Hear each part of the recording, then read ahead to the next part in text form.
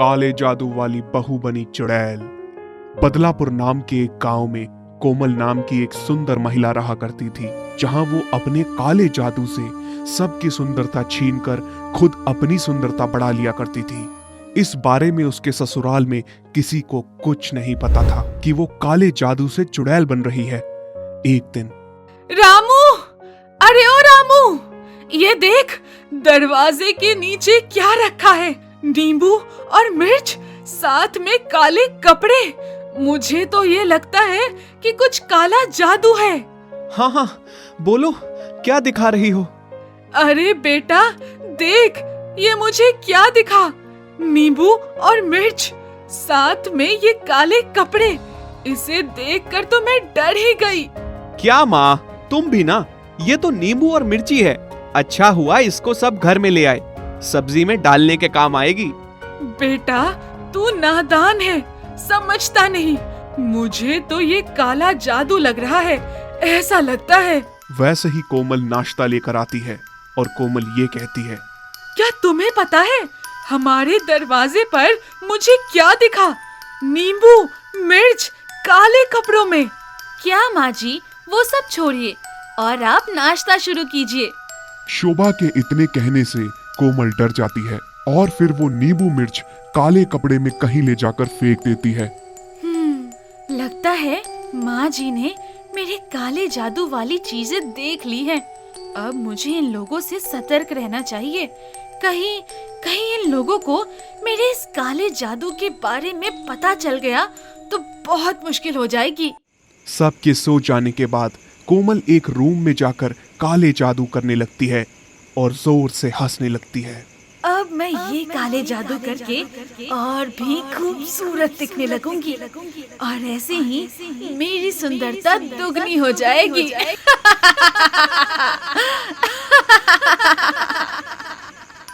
कोमल के काले जादू की वजह से गांव में किसी न किसी की उम्र कम होने लगती है। जो भी कोमल के काले जादू का शिकार होता है वो अचानक ही बीमार पड़ जाता है। उसी रात रामू की नींद खुलती है। रामू कोमल को नहीं पाता, कोमल को खोजने लगता है। कोमल, कोमल, तुम कहाँ हो? इतनी रात में कहाँ गायब हो गई हो? अरे मेरे भाग्यवान! इतना कहते ही रामू की आवाज सुनकर रामू के पास अपने जादू से तुरंत जाकर खड़ी हो जाती है। रामू अचानक से डरते हुए, कोमल, ये क्या पागलपंती है? और ये क्या, तुमने काले कपड़े क्यों पहने हुए हैं? वो मैं पानी पीने गई थी। रूम में पानी खत्म हो गई थी ना, इसलिए। चलो अब सोने चलते हैं। अगली सुबह शोभा के घर एक बहुत ही खूबसूरत औरत आती है। उसे देखकर कोमल, अरे इतनी खूबसूरत औरत, अब तो मैं इसे ही अपना शिकार बनाऊंगी और सुंदरता बढ़ाऊंगी और जल्दी ही मैं अमर हो जाऊंगी। इतना सोचते ही कोमल उस खूबसूरत औरत के पास जाकर उसे अपनी बातों में उलझाकर उसके बालों को तोड़ लेती है। और तभी अरे कोमल भाभी, ये क्या कर रही हो मेरे बालों से? तुम्हारे बालों में कुछ लगा हुआ था, बस उसे ही हटा रही थी। ओ सॉरी, तुम्हें कसकर लग गई होगी ना, मुझे माफ करना। इतना कहने के बाद कोमल वहां से चली जाती है, पर वो पड़ोसन को कुछ अजीब सा लगता है और वो शोभा से बात करती है। आंटी, मुझे ये कोमल भाभी कुछ अजीब लगती है। उसे देखते ही मुझे डर लगता है। इसकी हरकतें मुझे पसंद नहीं आती। क्या तुम भी? अरे मेरी बहू ऐसी नहीं है। अब चलो चाय पीते हैं।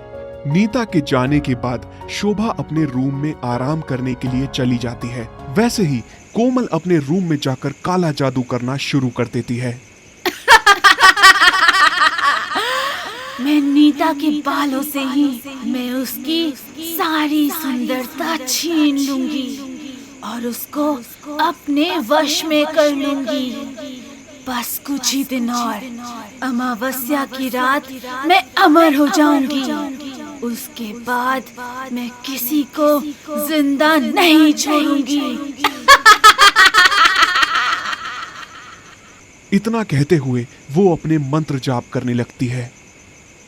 ओम प्रेम ट्रेम चामुंडाए विचे, ओम ब्रिम ट्रिम चामुंडाए विचे। नीता की सारी खूबसूरती मेरे अंदर समा जाए और मैं 4 गुनी खूबसूरत दिखने लगूं। कोमल अपने जादू से उस रात खुद को बहुत ही खूबसूरत बना लेती है। वही नीति अचानक से खून की उल्टी करने लग जाती है। ये काले जादू से मैं और भी खूबसूरत हो गई। जैसे ही वो खूबसूरत हो जाती है वैसे ही नीता की खूबसूरती चली जाती है। ऐसा लगता है मानो कई सालों से वो बीमार हो।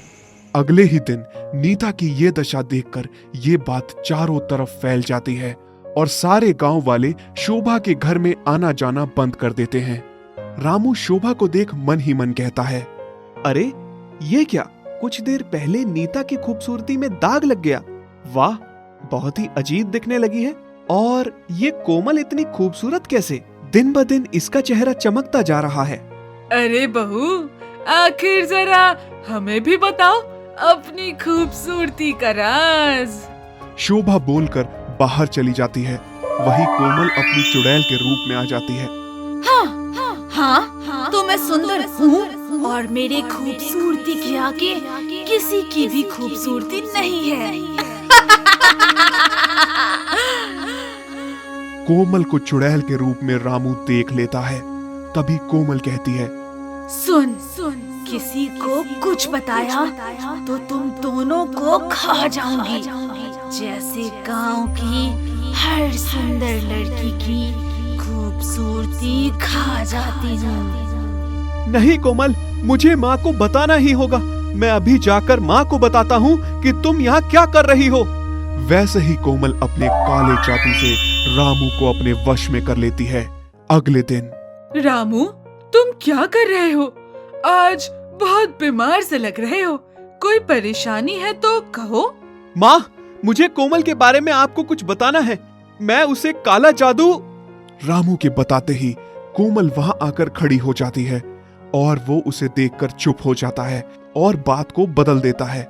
नहीं माँ, कुछ नहीं, तुम अपना काम करो। यह देखकर शोभा को अजीब लगता है। वो सारी बातें याद करने लगती है।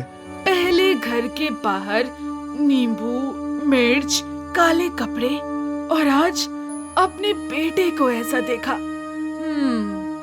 कोमल ने जब नीता के बालों को छुआ, उसके बाद उसकी खूबसूरती ढल जाना, मुझे कुछ अच्छा नहीं लग रहा। मैं ये जान कर रहूंगी। उसी रात शोभा एक तांत्रिक के पास जाती है और वो तांत्रिक को सब बताती है। वहीं दूसरी तरफ कोमल अपने कमरे में। मुझे इस अमावस्या की रात का बेसब्री से इंतजार था और वो घड़ी आ चुकी है। अब मैं अपनी शक्तियों से अमर बन जाऊंगी। वो काले जादू से अपनी शक्तियां प्राप्त करके अमर चुड़ैल बन जाती है। वैसे ही शोभा तांत्रिक को लेकर अपने घर आ जाती है। कोमल उस वक्त चुड़ैल के रूप में होती है। बाबा जी, ये औरत काले जादू करती है।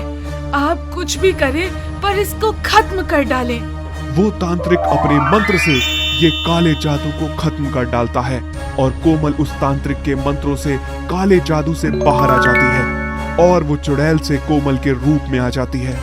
कोमल गुस्से से तांत्रिक पर हमला कर देती है।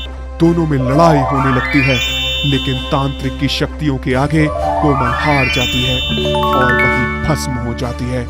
इस तरह से गांव की सभी लड़कियों की सुंदरता वापस आ जाती है